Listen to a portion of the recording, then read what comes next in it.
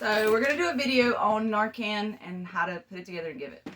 First off, it's in the bag, right? So say that you have a patient that's overdosed, they have pinpoint pupils and depressed respiratory status, because we give Narcan to titrate the respirations. We don't give it to wake them up, right? And before we give it, we definitely want to bag the patient because we want to get them oxygenated. If we get the patient oxygenated, they are less likely to fight. And the reason being is because when we don't do that and they're hypoxic, they're more likely to fight us. Now, yes, sure, sometimes they fight us anyway, but you want to make sure you always pre-oxygenate your patient. So while one of you is getting this Narcan ready, the other person should be bagging them with an MPA in place. So, okay. Narcan. Mad device.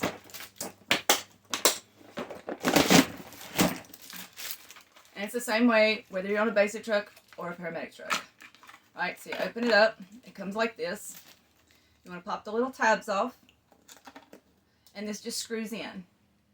Just like that. Okay? Now, this comes off. And it doesn't have a needle on it. And this is where your mad device is going to go.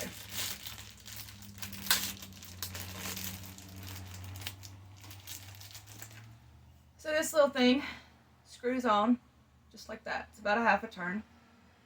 Okay? And this is how you can give your medication. So, of course, this is 2 milligrams. Generally, we'll give like a milligram in each nostril. It really just depends on what they've taken, how much they've taken. If you want to give a little less than that, that's fine. You can give 0.5 and see what happens. I usually give like at least 1 to start intranasal. Because the dosage, of course, is like all the way down to like something like 0.4 all the way to, I don't even remember now what the max dose is. It's really high. So all you're going to do is you're going to stick this in the air like this, and you're just going to squeeze. And it misses just like that. And then it's going to be absorbed in the mucosa. Now, this works pretty quickly, but it does take a little bit longer than IV.